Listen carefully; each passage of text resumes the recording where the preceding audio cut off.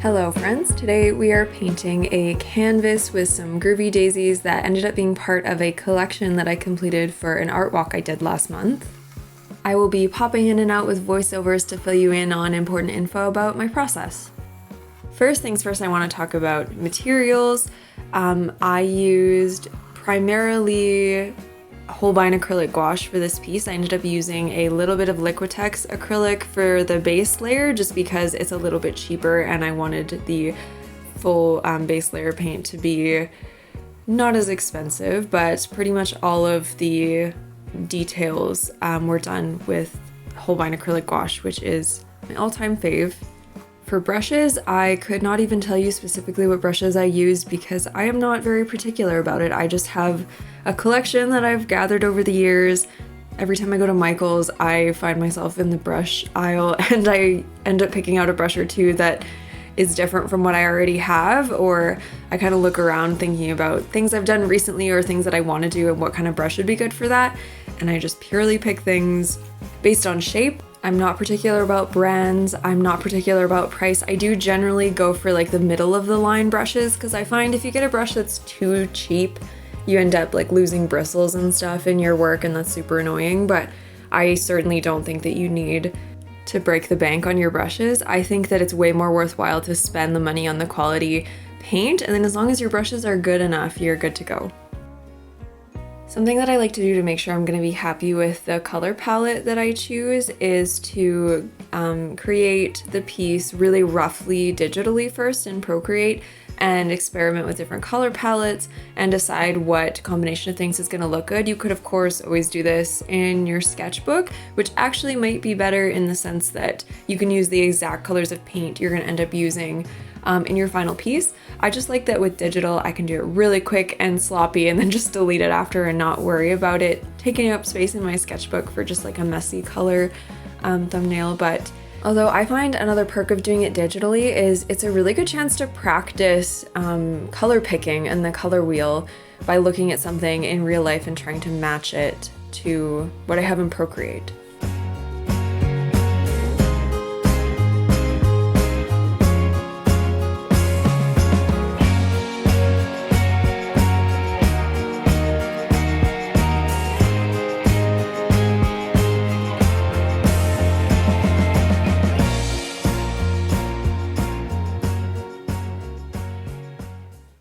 I wanted to tell you a little bit about what I created this piece for. So a few months ago, I registered for the Strathern Art Walk, which is an art event that has been going on in Edmonton for over 10 years, although this was my first time there. The last couple of years that I would have wanted to be there, it just didn't work out schedule-wise for me too.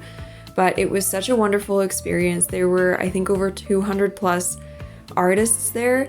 But it's just set up in a park in Edmonton and you show up with your tent and set up all your things, and tons of people ended up coming through during the day. There were so many local artists there, tons of people who I've been admiring for years. It's always like very surreal to be at an event like also with other artists that I've been looking up to for years.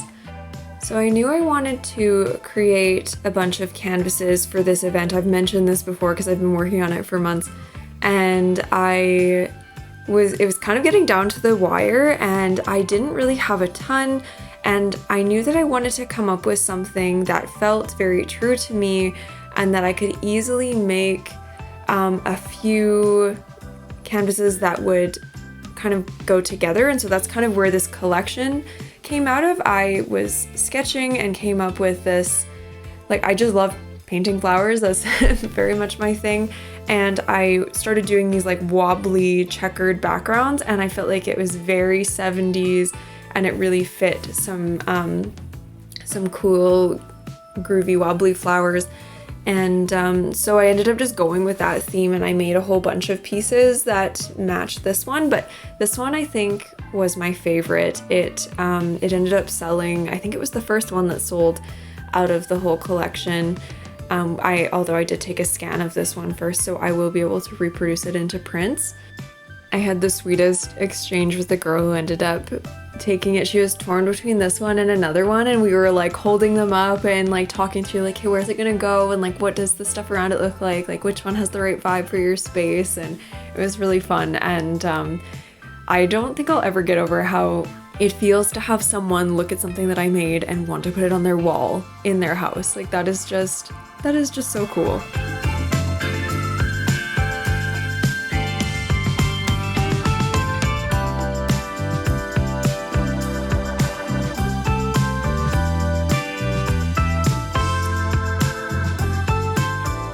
I think the key to making this piece have the really loose, free look that it does is that I started with the overall shape that I wanted and made the flowers and leaves fit into there after and let them be as wonky and wobbly as they needed to fit.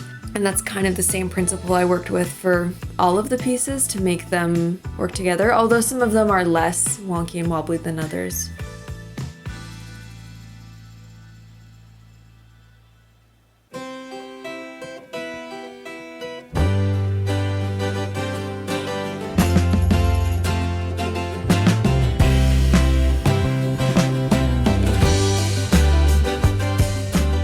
I ended up having to repaint the leaves a few times to get them to be the right color that had enough contrast with the background, but that's the beauty of working with acrylic, is it's easy enough to just paint over top and until you get what you want.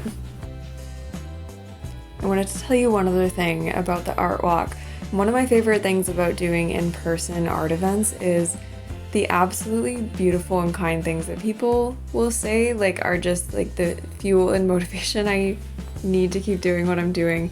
And this time, the most memorable, although there were tons of really lovely things people said, the most memorable moment was this gentleman walking into my stall, and he was looking around with a huge smile on his face, and it was very hard to hear him. He had a very soft voice and there was music playing behind me, but what I caught was that he was telling me a story about how his family grew rose bushes in their yard, and how that memory he had forgotten about it, and something about my art had sparked that memory for him.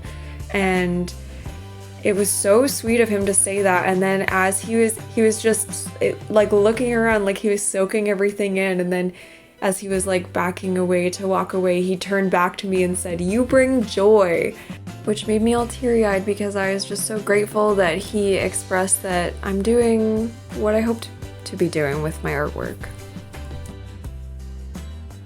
I got Kelsey to take some clips of me with the finished pieces to put into a reel, but can never let Kelsey have the camera without him doing some goofy shots.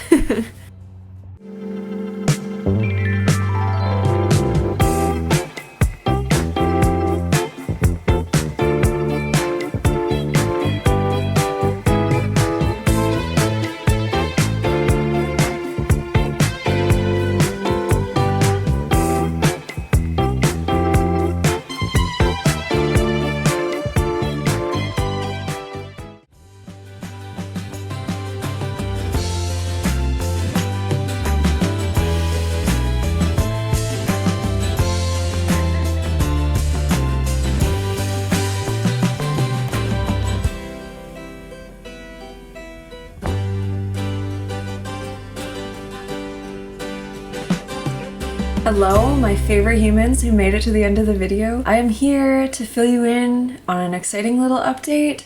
This channel has officially reached 1,000 subscribers. It's crazy. I've been making videos and posting them to YouTube for 2.5 years. I started in March 2021, I believe. I certainly did not know what to expect starting a YouTube channel, and I definitely had absolutely no idea how long it was going to take me to reach 1,000 subscribers. As I'm sure anyone else who makes content can relate, it's easy to compare yourself to people you follow who have a large following. It's easy to compare yourself to them.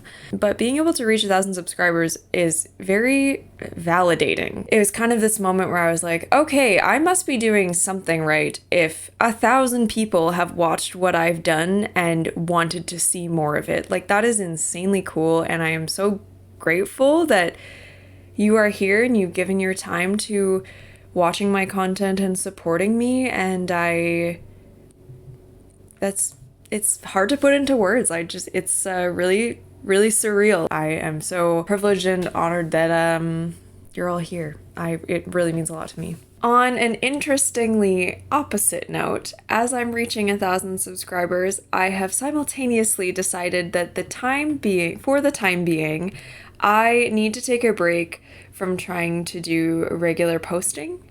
I made a post about this on my community feed. If you have seen it already, this is not news to you. Basically, and I feel the duty to like explain my reasoning because presumably you are here based on the promise that I've made in the past that I post every 2 weeks.